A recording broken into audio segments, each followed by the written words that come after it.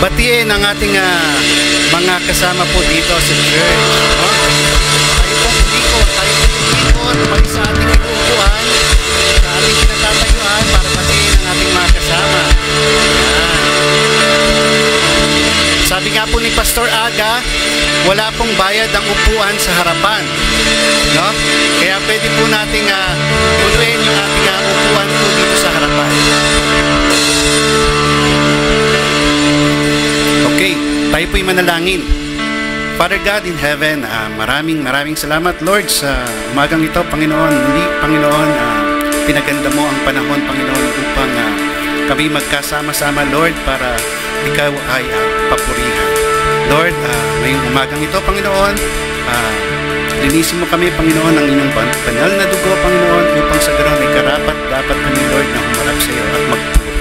Lord, ang lahat ng kapurihan at inanda naming awitin ay para sa iyo lamang. In Jesus' mighty name we pray. Amen.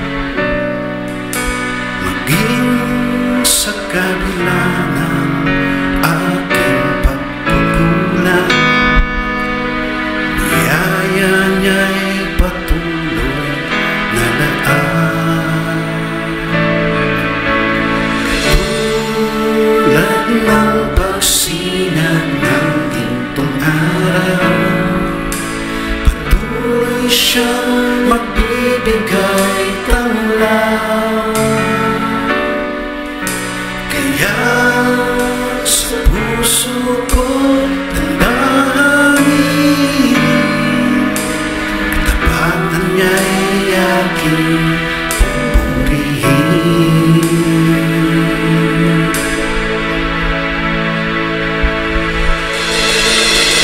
Tila ka, O Diyos, tapat ka ng tunay, mula pa sa ugat ng aming lahi. Mundo'y magunaw man maaasahan kang lagi, maging hanggang wakas nitong buhay.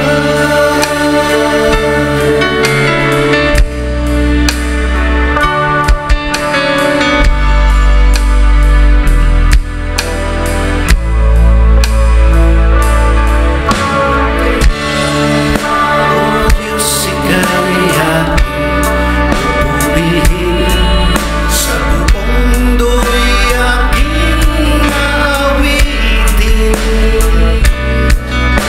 Dakila ang iyong katapatan, pag-ibig mo'y walang hanggan.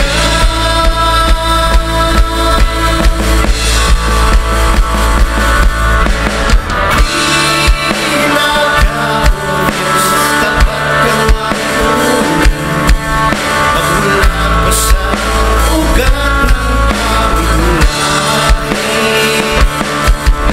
Mundo'y magunaw man maaasahan kang lagi, maging hanggang wakas nitong buhay. Dakila ka.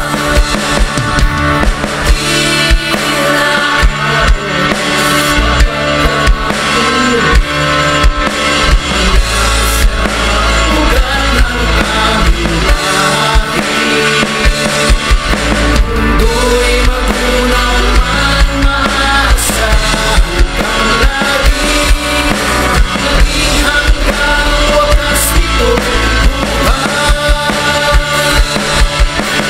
Dakila ka, O Diyos, sa habang patapatan mo'y matibay na sandigan. Sa bawat hati, tagumpay man ay naroon, tuluyan ng pag-asa kung kailan hinahamon. Pag-ibig mo'y nasa amin doon hanggang ngayon.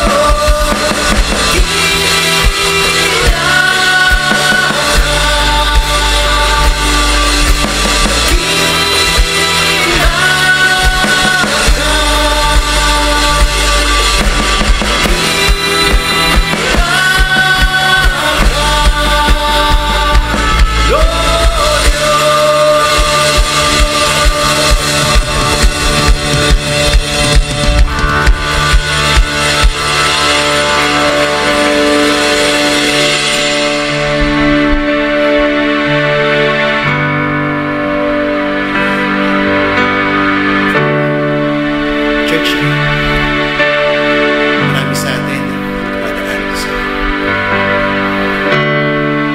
maraming kinakaharap ng mga silent battle. Marami tayong pinaglalabanan na hindi natin mailabas. Actually, Sabado, this past few weeks po, medyo nakaramdam po ako ng kakaiba. At wala po akong mapagsabihan. Actually, wala akong mapagsabihan kung ano man yung nararamdaman ko, kundi lang si Lord. Inisip ko kasi kung pag nag-open ako kahit kanina, baka pagtawanan ako. Baka hindi ako maintindihan. Pero hindi ako pinabayaan ni Lord. Hindi niya ako pinabayaan dahil lahat ng pangako niya, alam ko, tinutupad niya. Hindi siya nagkulang sa akin because ako yung laging nagkukulang sa kanya. Alam ko, marami rin sa inyo dyan na dumadanas ng ganito. Yung tipong nasa lowest part ka na ng point ng buhay mo. Pero mas pinipili mong manahimik kapatid, isang payo lang na ito mismo yung na-witness ko. Huwag mong sukuan yung faith mo kay Lord. Kasi yung faith mo, yun yung magdadal sa'yo sa tagumpay.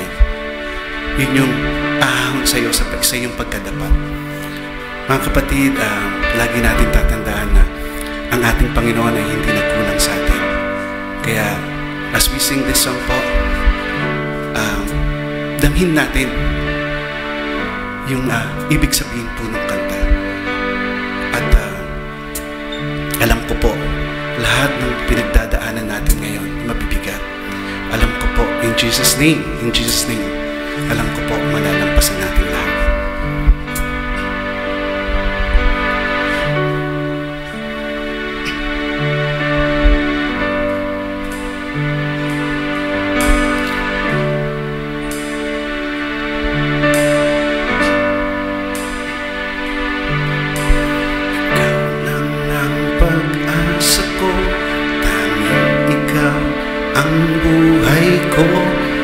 Jesus,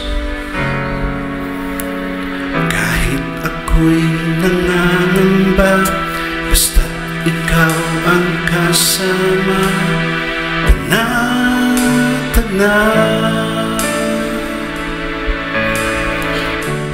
Nang ang sasambahin, paligid man ay magdilim, Jesus. Come on, church. May suliranin man, lagi kang aawitan, ikaw lamang.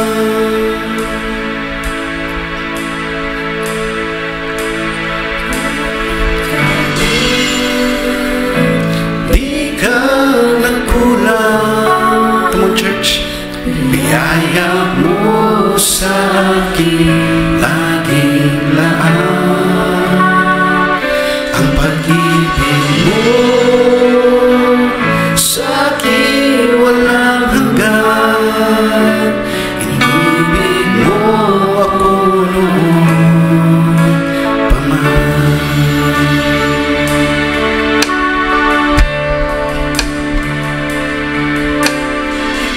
Lang ang sasambahin, pag-ibig man ay matiling, Jesus. Kahit may suliranin man, lagi kang aawitan, ikaw lamang. Kahit kailan di ka nagkulang, biyaya mo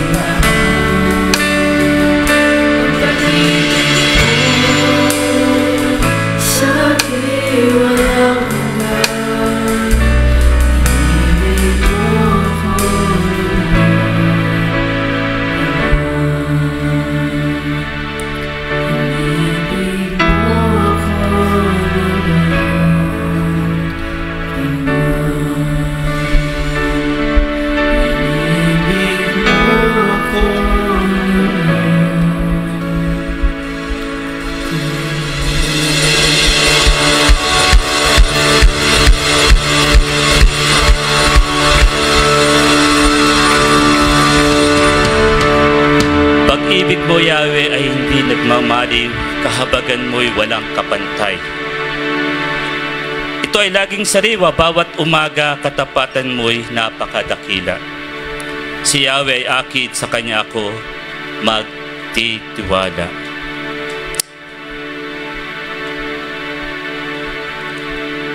For our communion, bakit tayo kailangan magtiwala sa Lord, no?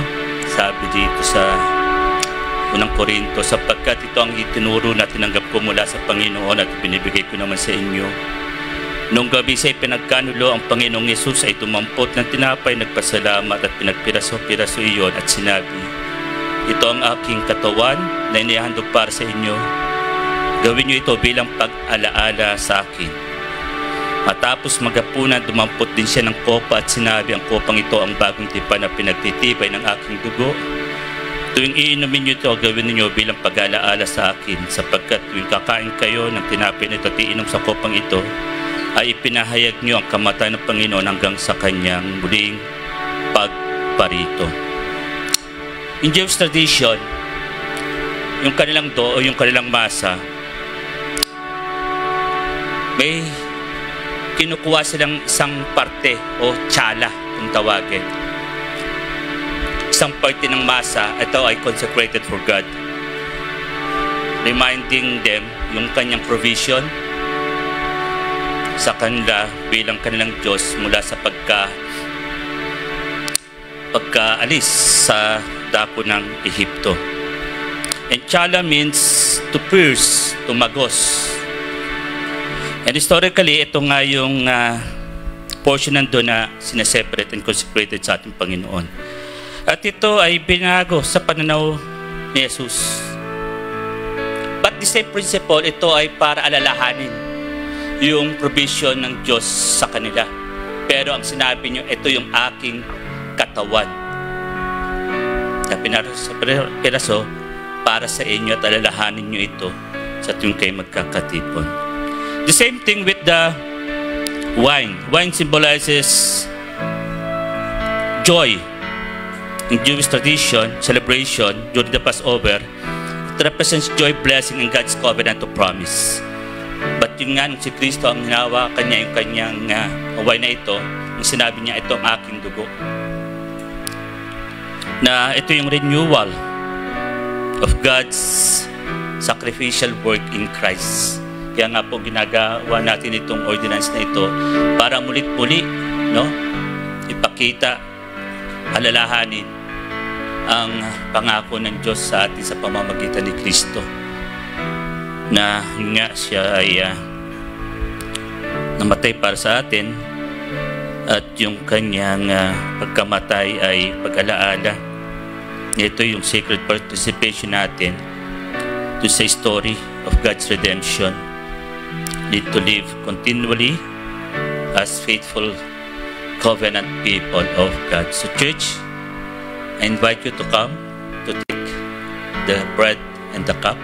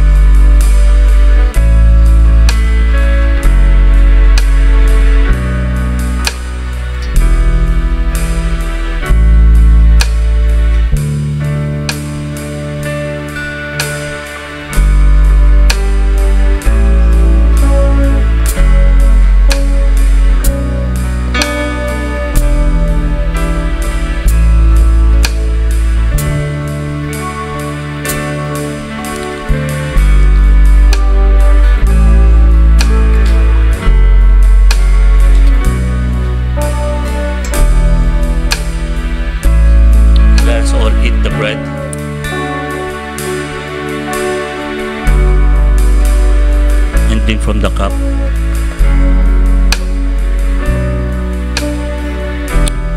Yes, so Jesus, we love you and thank you for loving us first. Tunay Panginoon, ikaw ay tapat pagpakailanpaman. Pinupuri ka namin sa umagang ito. Dahil kailang pangalan mo, Jesus. Amen and amen.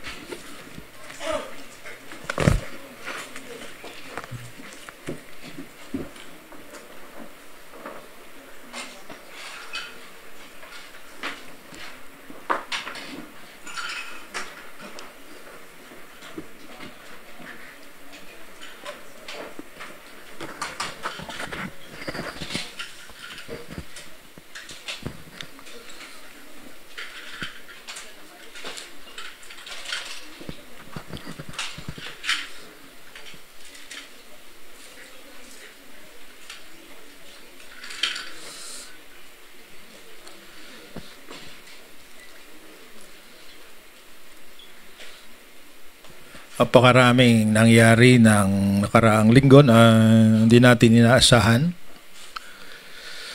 Napakaraming naging biktima sa Masbate, sa Cebu. Nakakalungkot isipin na sa isang iglap pwedeng mabago ang lahat. Itingnan ko yung mga gumuhong mga bahagi ng bundok, yung mga bumagsak na mga sugusali, kasama na yung isang porsyon ng simbahan at tila mahigit sa 70 o kulang sa 70 ang namatay. Alam natin, mahirap makabangong muli, mahirap kasi hindi naman napagandaan. Kaya lang yun talaga ang buhay. Kaya nga sabi ay aanhin ko ba ang lahat ng mga bagay kung mapapahamak naman ang aking kaluluwa.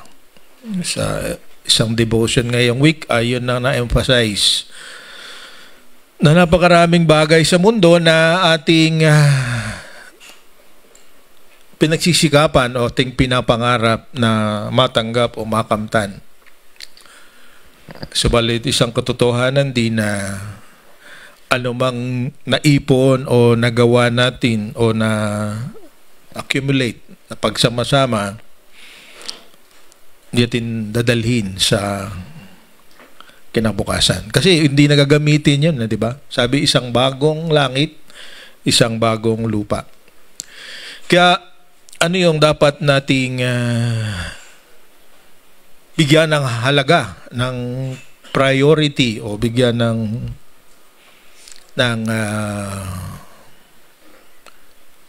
yun yung ating focus ng ating araw-araw na buhay. Kaya ngayong buwan, Oktubre na naman, at patuloy na palapit ng palapit ang inihintay ng lahat na araw ng Pasko, pagpapatuloy natin yung ating patuloy na pag-aaral sa aklat ni Lucas, sa gospel niya, at tayo nga ay nasa 11 kabanata na. Kaya ngayong buwan na ito ay pag-uusapan natin yung traits o habits ng disciples. At tayo ang pinag-uusapan dito. Kung tayo ay sumusunod kay Kristo, at dahil sa pagsunod tayo kanyang binabago, at habang tayo nagbabago, nakiking bahagi tayo ng kanyang misyon o tayo ay merong bahagi sa kanyang, let's say, mission sa mundo. Yun ang tunay na alagad. So, kung kay alagad ng Panginoon, tagasunod ka niya, kanina na papunta rito, pinag-uusama namin ng aking may bahay, ano yung pagkakaiba ng tagapagligtas mo si Kristo at yung pagkakaiba ng tagasunod ka ni Kristo? Napakalaki ang pagkakaiba. Kasi marami sa atin ay nakikita lang natin si Jesus bilang tagapagligtas. Kaya pag may problema, naalaala natin siya. Pag may sakit, naalaala natin siya. Kasi tagapagligtas eh. Pero kapag ang si Jesus ay ating Panginoon, ano man ang nangyayari, siya pa rin ang nasusunod. So yun ang ipagkakaiba. Ang isa ay sumusunod, ang isa umaasa. So, ang gusto natin, ang disciple ay sumusunod at umaasa. So, kaya paano itong mangyayari? Kailangan meron siyang mga katangian, traits, di ba? O characteristics. At yung characteristics niya, o traits, ang nagiging dahilan kung paano ang kanyang habits o yung mga bagay na pangkaraniwang ginagawa. Kanya-kanya tayo ng mga habits, di ba? Meron tayong mga hindi natin pinag-iisipan pero yun ang ating ginagawa. Yun actually yun yung simpleng definition ng habit.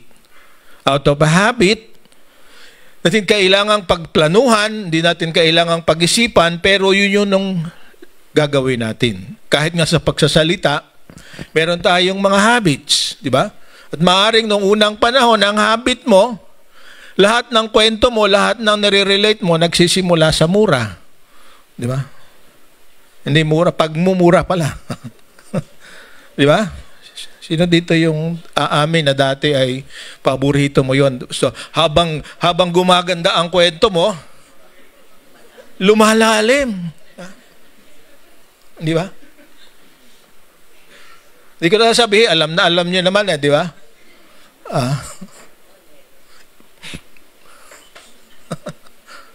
Di ba? So ngayon, paano natin madidevelop yung habits? Sabi sa Matthew 6, sabi niya, out of the abundance of the heart, the mouth speaks. So anong nilalaman ng puso, yun ang lumalabas sa bibig. Actually, I was convicted yesterday morning. Hindi ko sabihin ng detalye. Pero meron akong ginawa sa anniversary ng Bacoor na habang pinag-iisipan ko, pinagsisisihan ko. Hindi ko na sasabihin kung ano, but I hope that in the future, hindi na mangyayari yun. So meron akong trait na kailangan mabago. Meron akong ginagawa na hindi ko pinag-iisipan, siyang nagagawa ko. So, kailangan talaga ang una nating ma-develop ay paano yung, kasi sabi niya, is being transformed by God, na binabago from the inside out. Kasi kung ano raw nalaman ng iyong bibig, ay yun ang lalabas. Baligtad pala. Kung anong laman ng iyong puso, yung nararamdaman, yung iyong emosyon, yun lumalabas sa ating bibig. So ngayon, pag-usapan natin sa Luke chapter 11, the traits and habits of disciples. At ang una nating topic ay makukuha natin sa 11:1-13. At ang pinakamagandang dapat na trait o habit natin ay pananalangin. So sa pag-usapan natin ngayong umaga, disciples pray regularly and persistently. Diba? Regularly. Ibig sabihin, laging nangyayari. Sa halimbawa, tuwing umaga, tuwing gabi, pag kumain, bago matulog, yun ang ibig sabihin ng regular. Merong defined frequency.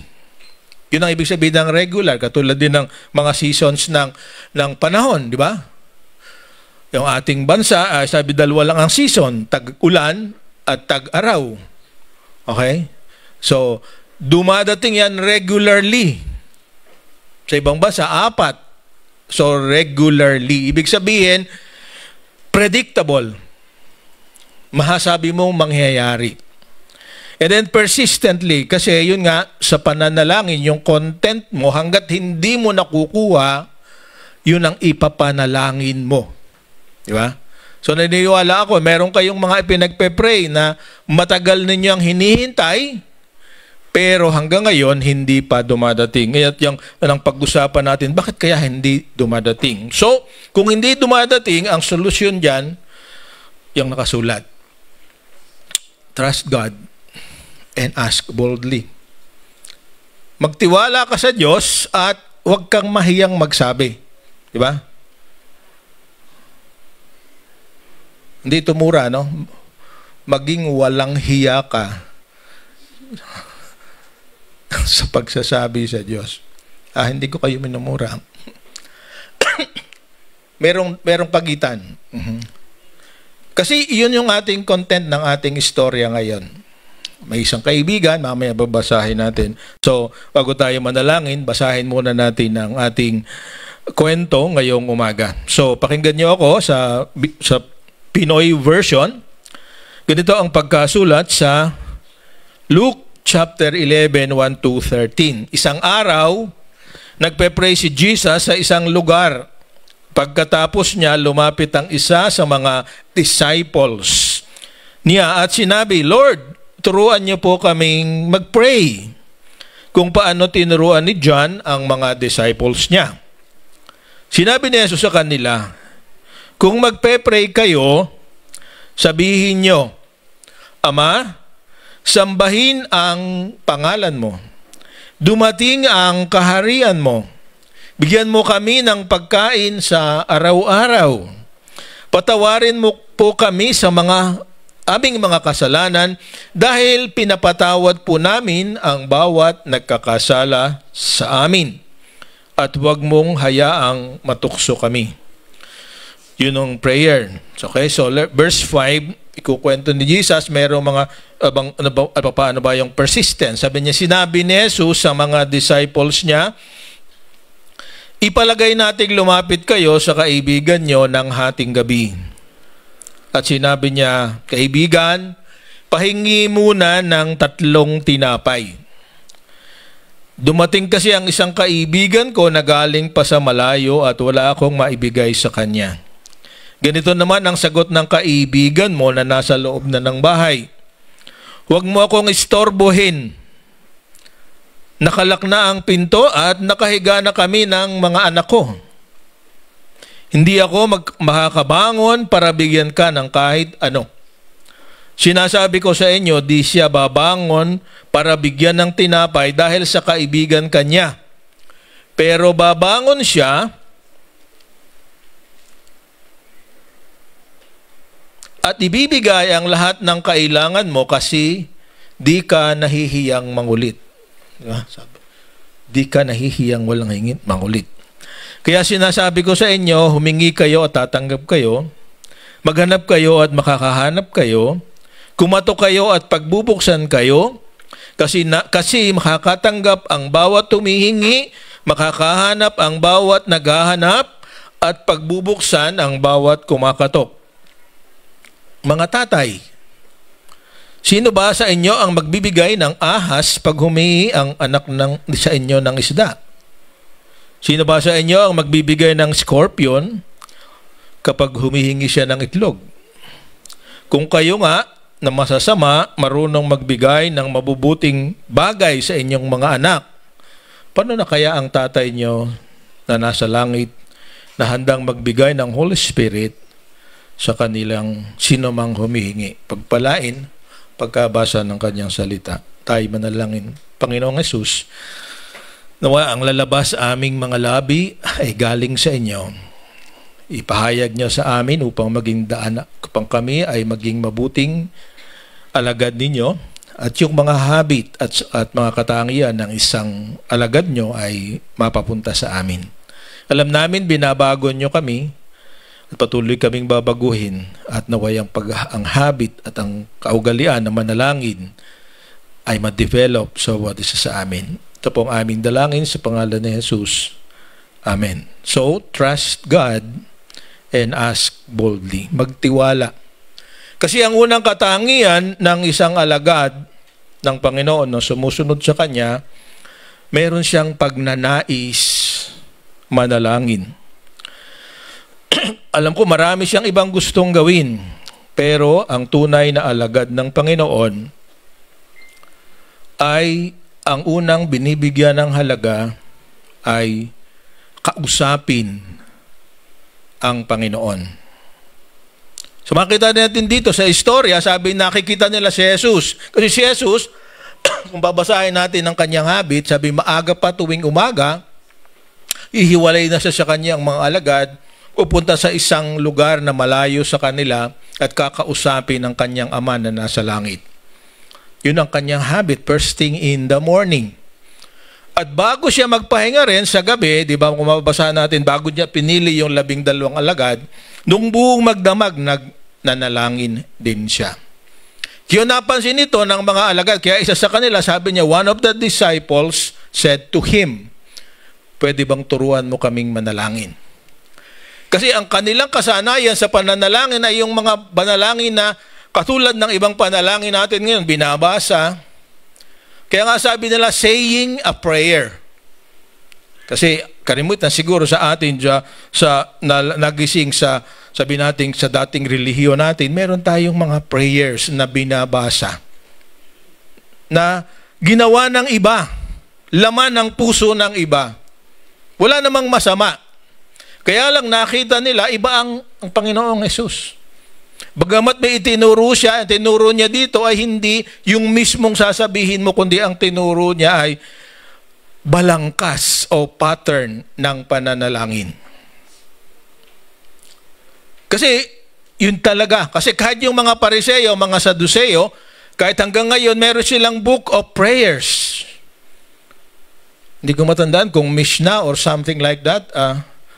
Pero yun ang kanilang binabasa. Nung kami galing sa Israel, meron kaming nakasabing isang Hudyo na babae, meron siyang prayer book.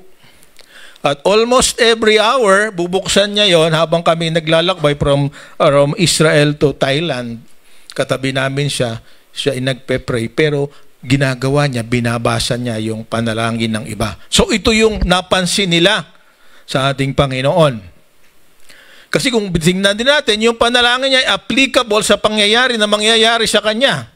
Kung babasahin natin ang John chapter 17, ito ang tabi nating Jesus a priestly prayer, bago siya mamatay, nanalangin siya. Sinabi niya lahat ang gusto niya sabihin sa kanyang ama. Sa Matthew chapter 26, nandun yung prayer din niya. Ang sabi niya nga sa dulo, sana Panginoon, itong mangyayari sa akin ay huwag nang mangyari. But let your will be done. So, gusto kong makita natin na yun nga, at paano pa talaga mangyayari? Ang tamang prayer. Ang tamang prayer ay yung paglalabas mo ng damdamin sa taong makakaintindi sa'yo. Hindi sa tao, kundi Diyos. Di ba? Sasabihin mo ang nilalaman ng iyong damdamin. Sasabihin mo yung kinatatakutan. Sasabihin mo yung kinagagalit mo. And everything like that. Kaya lang, maging makita na sana natin na merong, sabi natin, merong inaasahan ang ating Panginoon sa pananalangin. Kasi nga tawag natin dito, yung elemento or essentials ng prayer at ating pag-usapan ngayon dito. Pero bago ko sabihin yon, gusto ko makita natin na meron dalawang bahagi ang prayer na ito. Yung part 1, kung makikita na, Father, hallowed be your name, your kingdom come. The start of the prayer is about the person or the entity that you want to come to. Yung gusto mong lapitan. At sabi, tatay, ama, aba, sa Hebrew. So, lumalapit ang anak sa kanyang ama. So, part 1. Ang part 2 ay yung para sa iyo naman. At ang nakakatuwa dito, lahat ng ginamit ay plural. Di ba? Father, sabi niya, give us each day our daily bread. Hindi may. Sabi niya, forgive us, patawarin mo kami sa aming mga kasalanan, katulad ng pagpapatawad namin sa nagkakasala sa amin o nagkakautang sa amin. So yung pangalawang bahagi ay hindi pang sarili kundi para sa kalahatan. At panghuli sabi niya, at huwag mo kaming pabayaang matukso. Lead us not into temptation. So nagpapatunay din na ang temptation na hindi galing sa kanya. Kasi lumalapit siya ng una, di ba? Lumalapit siya sa ama. So magsasabi ang sino man sa amin na ang tukso ay galing sa Diyos. Kasi sa James, merong pinag-usapan na ganon. Kasi huwag mo kaming hayaang mahulog sa tukso. Kasi hindi nanunukso ang Panginoon. Kasi hindi na kailangan. Kasi unang-una, kapag tayo ay napasakop na sa Kanya, siya ang nagkukontrol sa atin because we have the Holy Spirit. At yun yung pinakahuling bahagi ng pag-uusapan natin ngayon. So, kung makikita natin, kung paratin, Matthew chapter 6, 9-13, yun ang kumpletong prayer. Pero dito, makikita natin ilang sentence lang, 4, 5. Pero kahit na yung dalawa, merong gusto kong makita natin ng mga essentials o ano ba ang mga tamang bahagi ng pananalangin. Okay? So, bawat sentence ay nagre-represent kung ano yung kailangan ng kumpletong panalangin. Wala namang maling panalangin. Pero merong kompleto. Number 1 is reverence and intimacy with God. Kasi babalikan ko, nananalangin ka, kausap mo ang iyong Ama na nasa sa langit. So, our Father. Kaya lang, distant siya sa iyo. Naroon siya sa langit. Kaya lang, kung minsan nga, tanatanong, saan ba ang langit? Diba? Nasa taas? Nasa baba? Kasi yun ang ating ko, dadating daw ang langit, parating pa lang. Okay?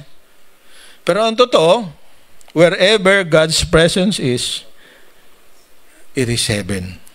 So do you believe that God is here? So this is heaven. Kasi yung ibig sabihin ng heaven is defined where the presence of God is.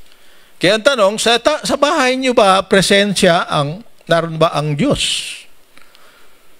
Kung naroon ang Diyos, that's heaven. Okay? Parang ayaw niyo mag-agree, no? Kasi naisip niyo, paano maging heaven yan? Ay mga demonyo ang naririto.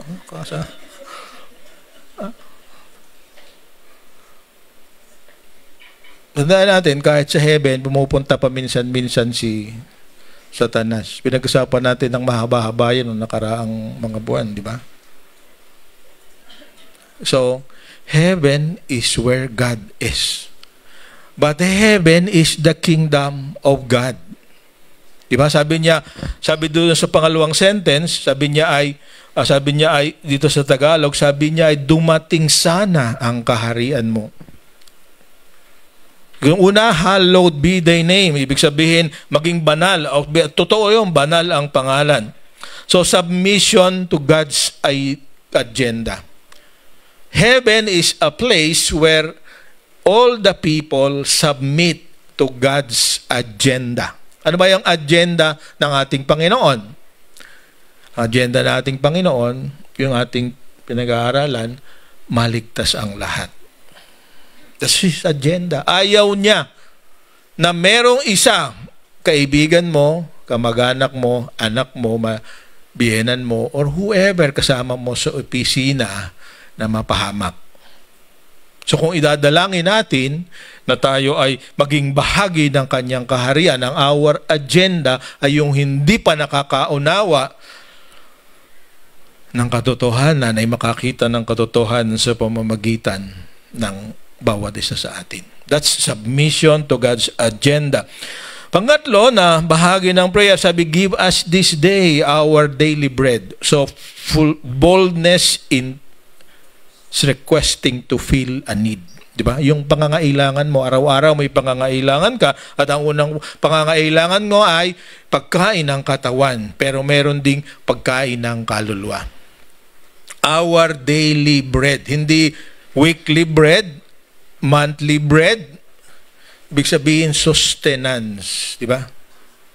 Kailangan mong matanggap yung kailangan mo sa araw na ito. Masaya na sana tayo pagka sabi ko makain ng 3 square meals. Hindi ko alam bakit tinawag na square. Okay? Yung kumpletong pagkain. Pero kung minsan yun nga nakakalungkot, naririyan na ayaw pa nating tanggapin. Pero napakapalad nga, meron ngang binasabi ang misis ko kanina na sa pag-uusap namin along the way, mga mayayaman lang daw ang nakakain ng square meals, ng kompletong pagkain. Agree ba kayo doon? Sino ang mayaman dito? Taas ang kamay. Ako, mayaman ako. Iyang-iya kayo, di ba? Kasi meron isang preacher nagsabi, kapag ikaw ay kumakain ng 3 kompletong meal sa araw-araw, mayaman ka na. Kasi sa India, sa Africa, ay meron kumakain ng isang pagkain once a week. Once a day. Diba? Kaya kung kayo nakakakain ng 3 beses isang araw, kahit na yun ay paulit-ulit na tuyo, mayaman ka pa rin. Kasi yung pagiging mayaman ay relative. Depende kung saan ka naroroon. Kaya, give us this day our daily bread. Kasi hindi mo naman alam kung buhay ka pa bukas, di ba? At kaya ngayon, ang malimit na madaling magkasakit ay yung masyadong maraming kinakain. Tinutubuan ng kung ano-anong karamdaman. Diba? Dahil overweight. Maraming sakit. So, tama na yung sapat na makakain ng sapat araw-araw. Diba? Yun ang panalangin. Okay? Pasarap pa yung luto. Okay? So, talagang mahirap pigilan. Kaya dito nagpapakita rin ng disiplina. Diba? So, request natin na magkaroon tayo ng disiplina na yung kailangan lang natin, ang kakainin natin. Okay? So, pang-4, sabi niya, sincerity and seeking and giving forgiveness. Kasi gusto natin ng payapang buhay. At ang payapang buhay ay nagsisimula kapag check mo na tama ang kaugnayan mo sa Diyos at sa iyong kapwa-tao, di ba? Yun ang sa first and second commandment, di ba? Sabi natin sa Matthew 20:39-40, sabi niya, mahalin mo ang Diyos ng buong puso, buong lakas, buong kaluluwa, at mahalin mo ang kapwa ng iyong sarili. Nandoon ang kapayapaan. Kaya lang kung ikaw ay hindi napapatawad o hindi nagpapatawad, wala kang kapayapaan. Lagi kang bitter. Hindi bitter. Makita mo lang yung tao. Wala namang ginagawa. Nakangiti. Ika'y nakasimangot. Ang sama ng loob mo. Di ba? So sabi dito, forgive us as we forgive others. Kaya tayo walang kapayapaan kasi lagi nating inaalaala yung maling ginawa. Di ba? Kami siya na problema eh. Pero yung tamang ginawa sa'yo, hindi, okay lang. Talaga namang karapatan. Entitled ako. Dapat yun talaga ang ginagawa niya sa akin. Kaya nga sa isang kaprasong papel, pag nakikita natin, di ba? Sabi yung maganda illustration, pag nilagyan mo ng dot sa gitna yung kapirasong papel, nakakalimutan yung puti, nakikita niyo yung itim na naroon sa gitna ng papel. Kasi kalimitan nga, yung maliit na bagay, yun ang pinapalaki. Kaya wala tayong kapayapaan. So sabi dito, seeking and giving forgiveness. This is our spiritual food. Paano magkakaroon ng kapayapaan? Kailangan, kung kukuhanin natin ang modelo rin ng ating Panginoon, siya ang naghanap at humabol sa nagkasala sa Kanya. Di ba tayo yun? Kaya merong kanta nga na naalala ko lagi si Brother Willie Andres, the Lord found me. The Lord found us.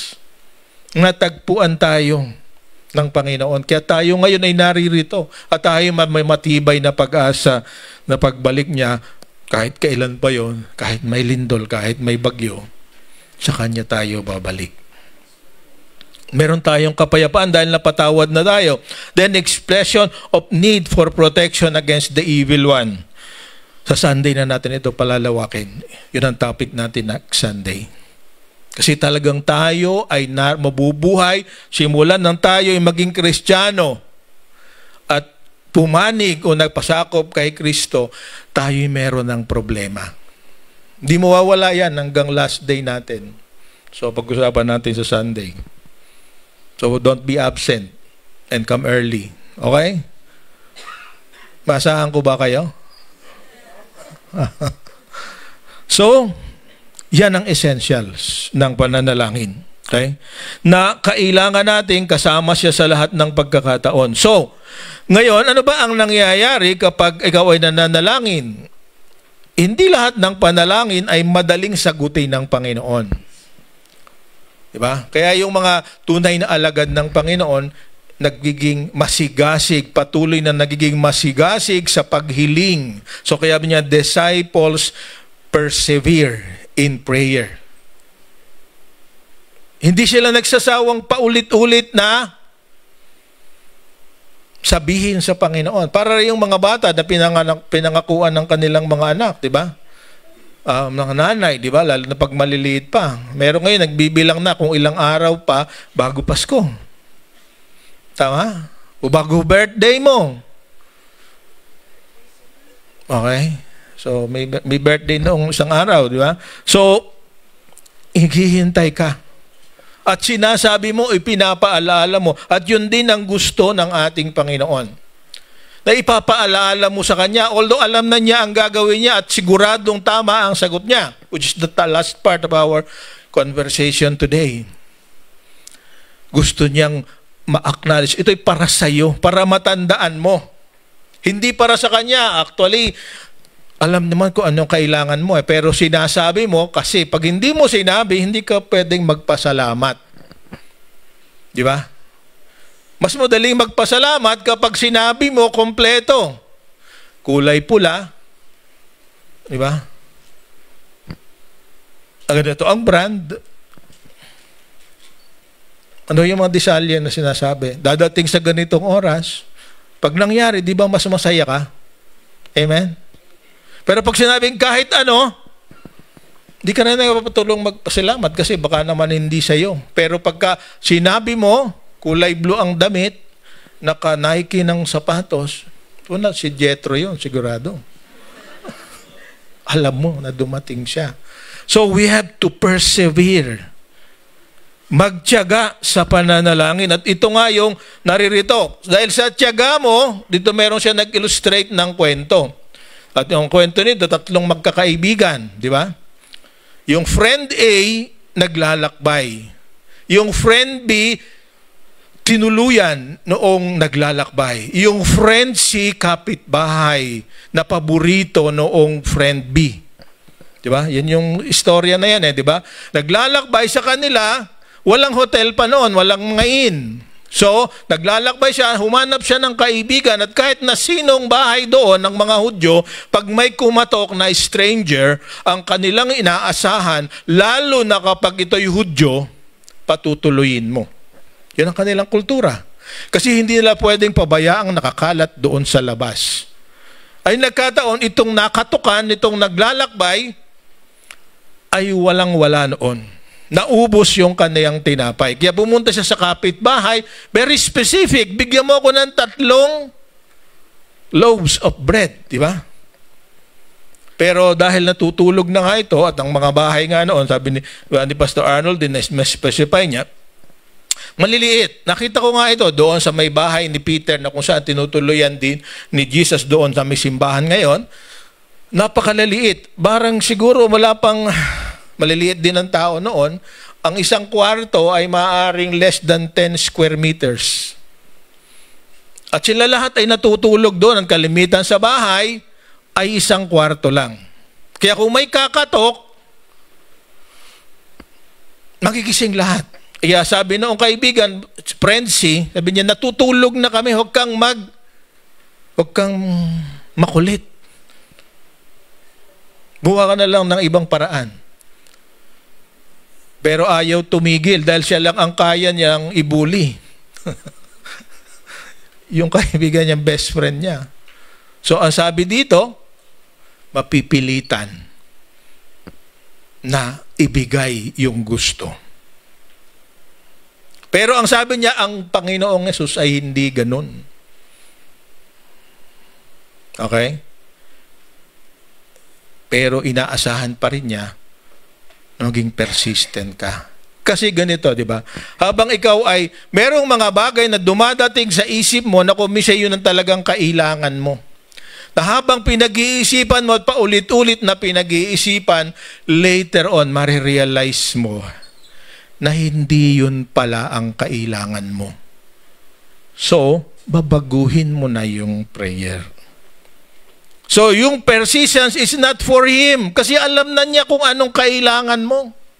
Yung persistence is to give you time to evaluate and understand that you are asking for the right thing.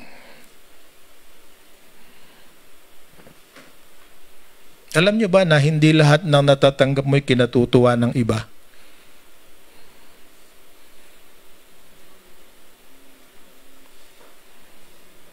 Diba?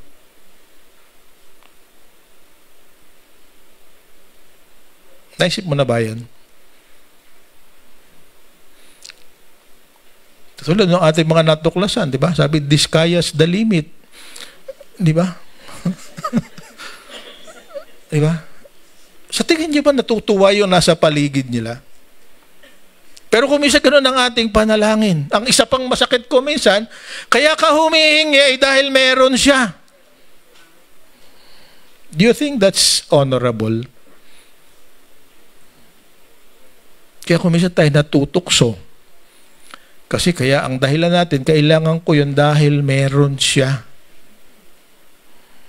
So, habang tayo naging persistent sa prayer, nalalaman natin kung tama ba ang ating hinihingi. At ang napakaganda nga, sa ating parable na ito, gusto ko makita natin the important points in this first parable. So, first, God will always behave righteously. Ibibigay niya sa iyo hindi yung gusto mo, kundi yung kailangan mo. And God knows that sometimes when you have something and receive something, you forget Him and you remember the blessing. Kaya pag hindi pa ganun ang kalagayan ng iyong puso, ako naniniwala, hindi niya ibibigay sa iyo kasi ayaw niya na mapahamak ka. Ganun kanya kamahal. Sino sa inyo dito nang humihingi ang anak pambili ng shabu, bibigyan mo? Di ba? Although nangyayari. Ako na sa mga probinsya, di ba? Sino ang nagtuturo sa anak na uminom? Di ba? Si tatay, di ba? Kung misa ganun, di ba? Kalaki mo ng tao. Hindi ka pa marunong nito. Sino nagtuturo ng kalaswaan? Ng pornography, kung minsan sa bahay? Sino nagdadala? Nakikita sa magulang. Diba? Pero ang Diyos natin sa taas, alam niya kung ano yung karapat-dapat sa iyo. Kaya kung hindi niya ibinibigay, most likely dahil hindi ka pa ready. Diba? Kasi sinong naliligaw ng landas? Napakaraming tao na habang kulang, sa inisip niya ay kulang siya, lumalapit sa Diyos. Pero kapag nakuha na niya, ang nakikita niya yun lang blessing, nakakalimot sa Diyos. Kaya yun nga, dahil mahal ka ni Lord, baka ialsin uli yun, magsimula kang panibago. Kasi mahal ka niya. So magpasalamat ka kasi baka hindi ka pa ready. Kasi baka ang nakikinig sa'yo, although hindi yan kayang gawin niya, tandaan ninyo, hindi nakakapakinig si Satanas ng prayer mo. Kasi hindi siya Diyos.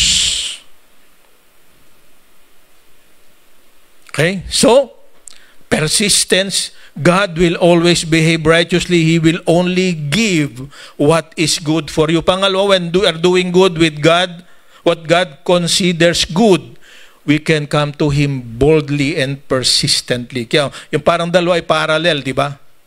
Di ba? Kung ang iniisip ng Diyos ay mabuti sa iyo. Kaya yung hindi nakakabuti sa iyo, kahit maging persistent ka, hihintayin niya na maging handa ka na. Amen? Pag handa ka na, ibigay niya sa iyo. Kasi ayaw niya ikaw mapahamak. Katulad din na ikaw, meron kang anak na minamahal, hindi mo ibibigay sa kanya yung hindi niya kailangan. There's a finding. Yung online gambling, saan ba lumaki yan? Sa mga allowance noong mga kabataan na sobra-sobra ang pera.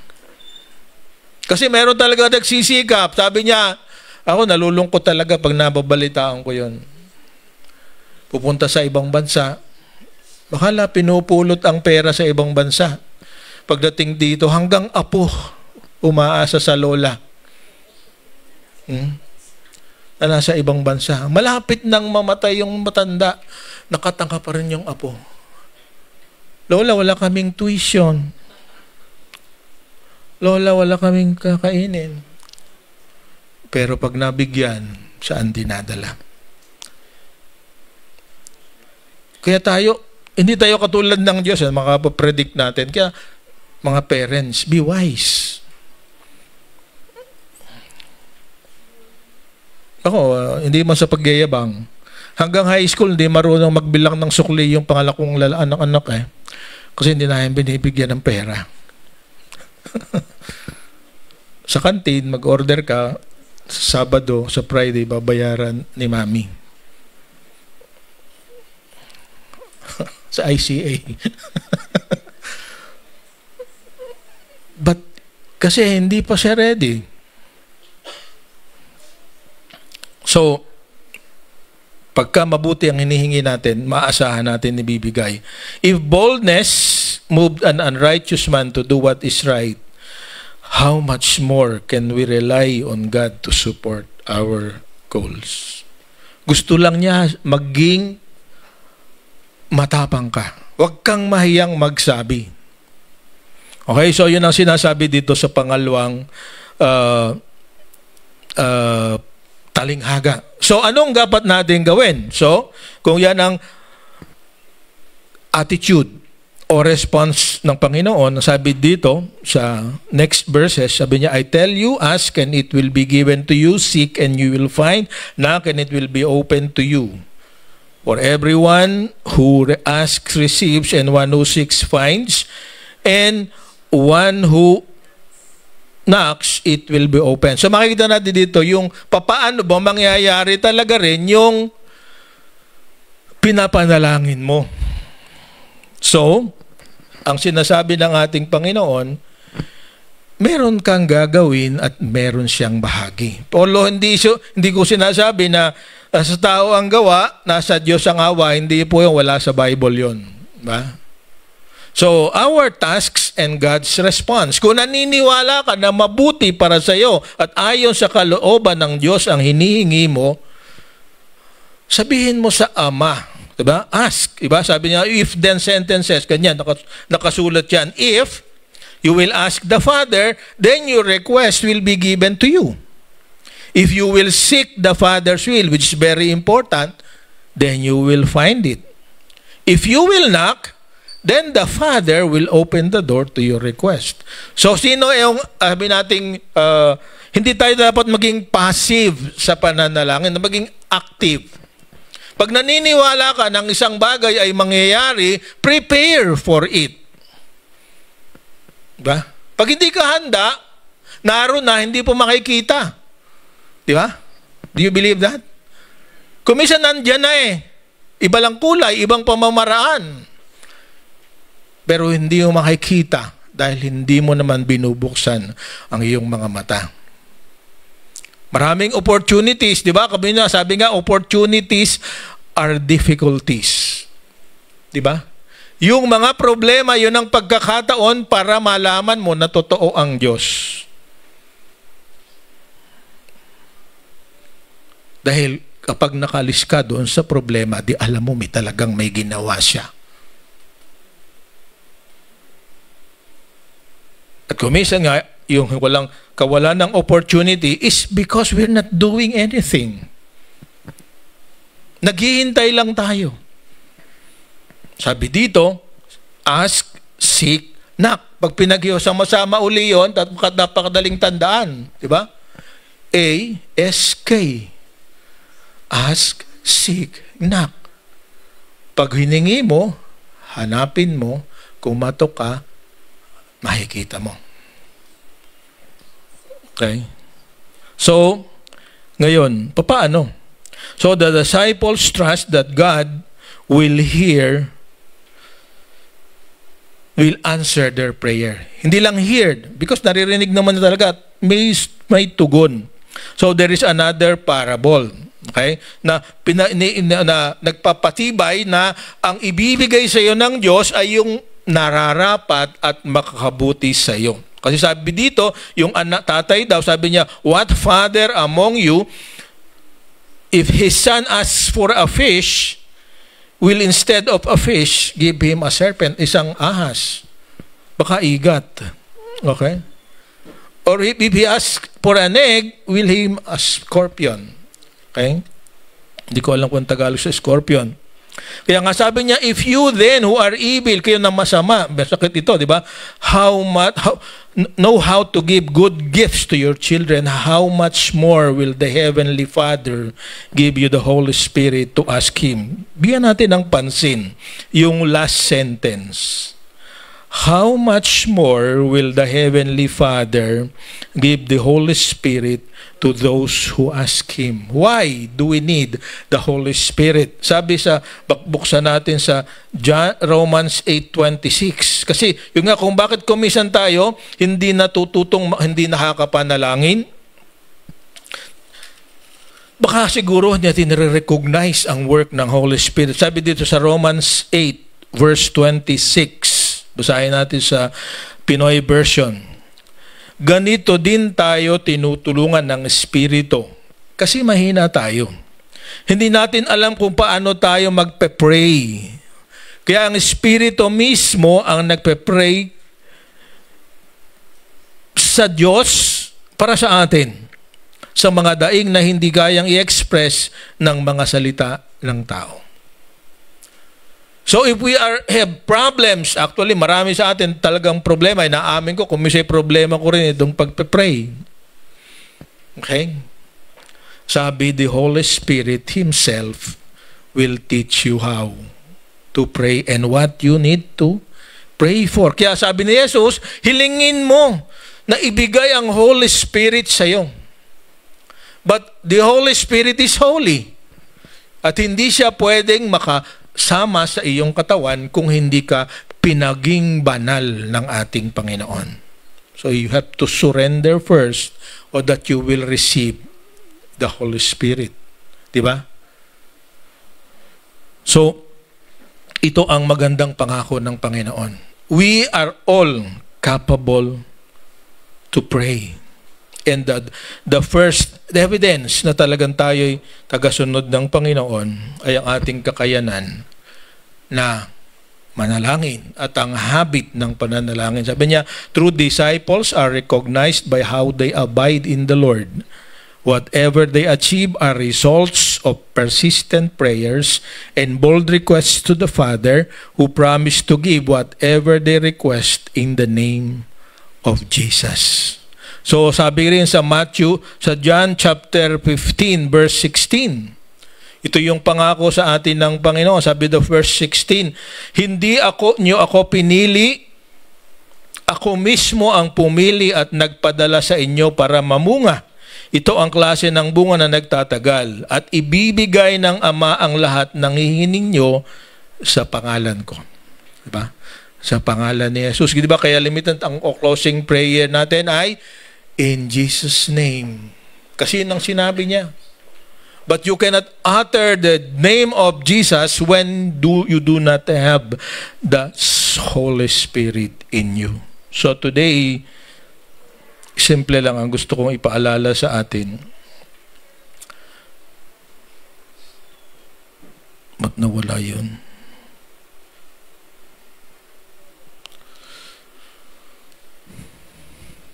Pakibasa nga.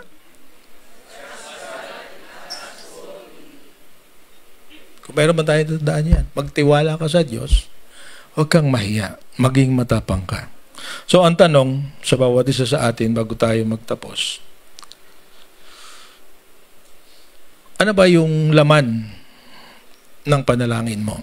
Kasi sabi yan, merong mga elements. Pagpupuri, pag-confess o pagpapahayag ng iyong mga kasalanan, o paghingi lang. Pagpupuri, of course, is pasasalamat. Sabi nga na isang kanta na, paborito ko nung bata pa, count your blessings. Name them one by one, and you will find what the Lord has done. Binilang nyo na ba kung ano yung meron kang blessing? Simula noon hanggang ngayon. Dito inang ipagpasalamat mo. Diba? Minsan nga, yung magising ka lang sa umaga. Napakahirap yung magising ka, napatay ka na pala. Pwede ba yan? Paggising mo sa higa mo, sa langit ka na nagising.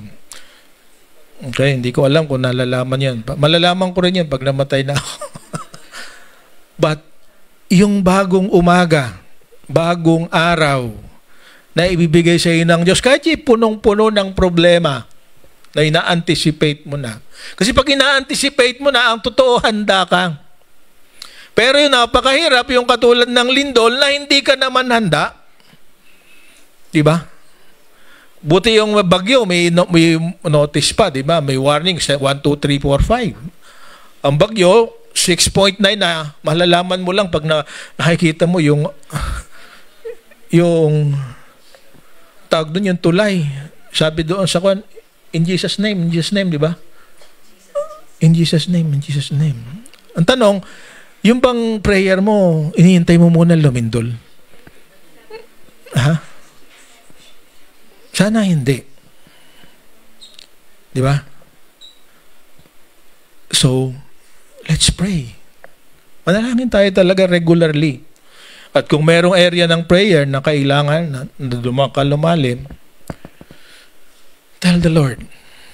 So, bakit ko sinasabi ito? Sa Thursday, prayer Thursday na naman natin. Sana makasama naman namin kayo. Lagi na lang ina-announce dito, pati yung number.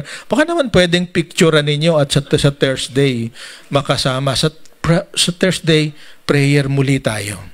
Nakalimutan kasi namin no, isang linggo dahil sa pag-uusap sa discipleship. So, sa Thursday, bago tayo mag-move sa second level ng discipleship, magpe-prayer muna tayo.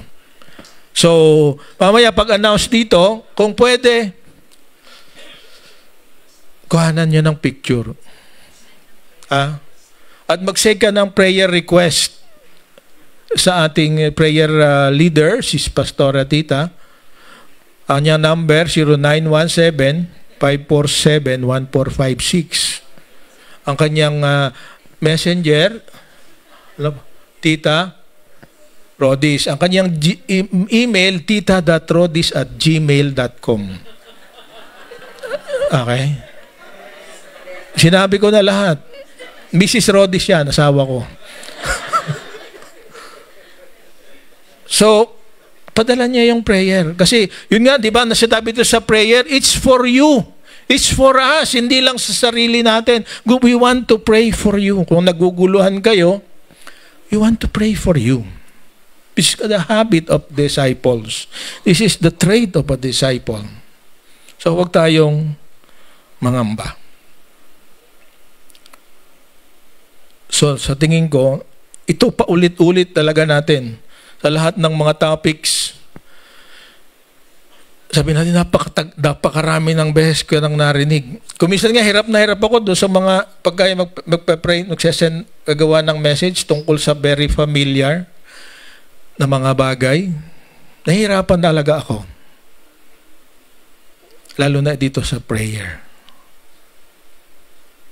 Pero, nitiyak ko sa inyo, lahat ng nangyari sa buhay ko, lahat na nangyari sa mga anak ko, at lahat ng mangyayari sa sa inyo. Sana bunga ng prayer. That you wanted it because you know that it is good for you in the Lord, the name of the Lord, not according to your will. Di ba sabi nga ni Jesus, not my will, but yours be done. But the will of the Father, sabi sa Jeremiah 29:11, di ba?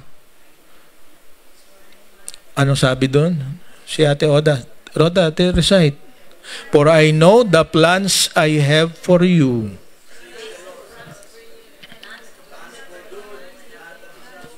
O hindi tayo magkasundo, ano? So, iba-ibang translation. Di ba? Pero iisa ang plano ng Diyos para sa inyo. Ang gusto niya, hindi ka magkulang. So, kanina, napakaganda ng awit. So, aawitin uli natin ngayon. I-affirm natin na hindi nagkulang ang Panginoon. So, inaanyayahan ko yung ating worship team. Sama-sama natin uling awitin.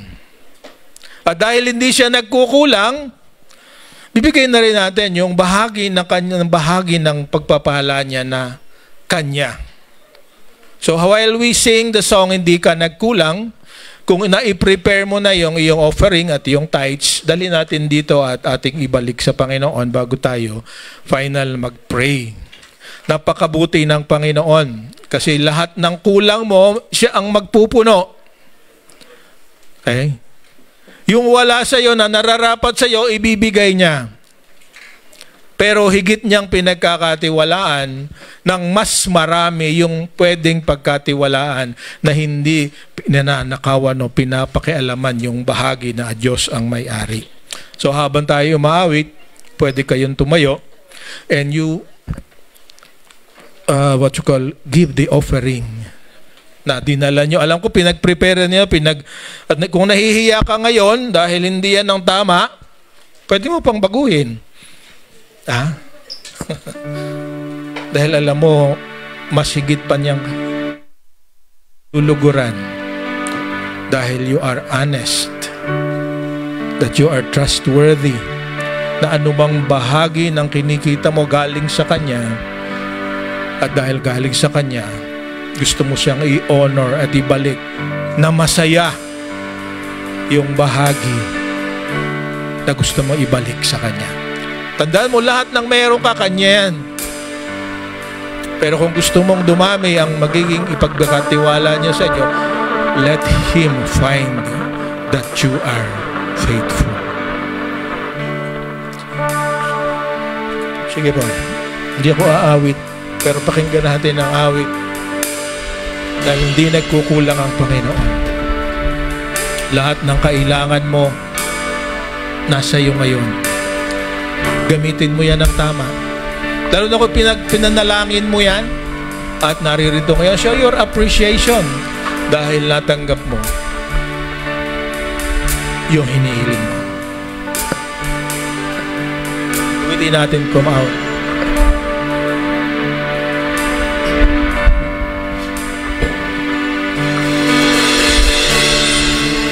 Pagkasa ko, ikaw ang buhay ko, Jesus. Kahit ako'y nangangamba, basta't ikaw ang kasama.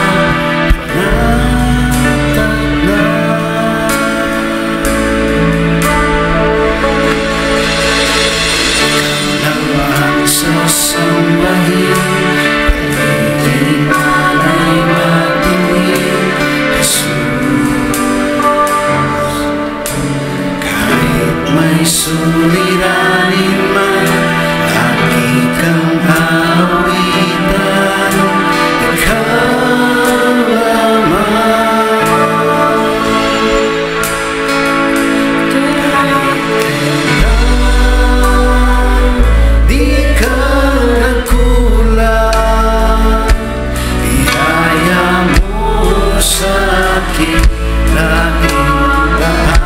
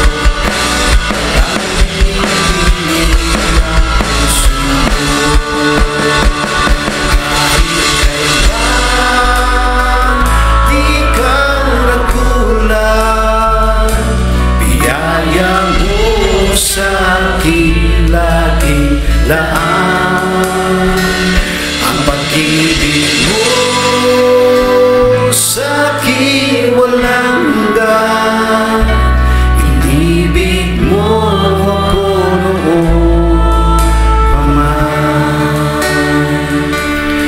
Inibig mo ako noon pa man.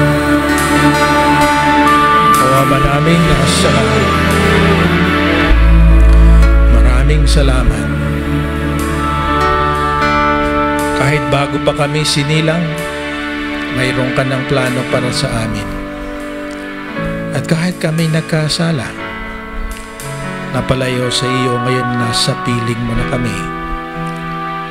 Pinalik mo kami sa tamang kalagayan sa iyong banal na harapan.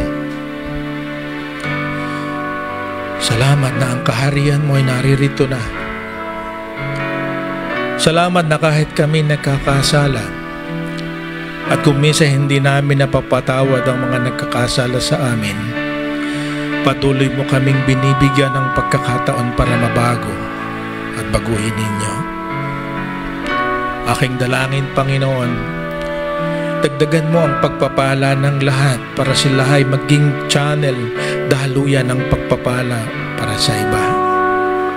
Katulad ng kaibigan na kahit na nagiging grumpy at tumatanggi sa kanyang kaibigan na lumapit sa kanya, nawa kami rin, Panginoon, baguhin mo ang aming puso hindi dahil naririnig namin na inuutusan mo kami, kundi dahil mahal ka namin. Tulungan mo kami na mahalin ang aming kapwa. And beyond our prayers, Lord, lumalapit kami in behalf sa mga kapatid namin, mga kababayan na nasalanta ng bagyo at ng lindol, Panginoon. Higit sa lahat, alam namin mayaman ang aming bayan, kaya dinadalangin namin na nawa magkaroon ng bunga ang lahat ng investigasyon at lahat na nangyayari na ma-expose ang kasakiman at korupsyon sa aming bayan. Lord, napakarami mong pagpapala pero hindi napupunta sa tamang lalagyan, Panginoon. Kaya ang aming hinihiling, kayo po ang gumawa ng paraan. Sana'y hindi masakit, Panginoon. Sana'y hindi maging dahilan ng higit pang pagkalugmok. At hindi dahilan ng kaguluhan ang gagawin mong pagbabago sa aming bayan. Ayaw naming makita nangyayari sa ibang bansa. Ang gusto namin dahil kami mga inyong mga anak, magkaroon ng pagbabago ang puso ng bawat isa. Para yung dating umaasa sa kayamanan ay umasa na lamang sa inyo, Panginoon. Pangako mo, Panginoon, you will provide what we need. Naway bawat Pilipino, anuman ang antas ng kanilang buhay, maging ganon ang kalagayan ng kanilang puso.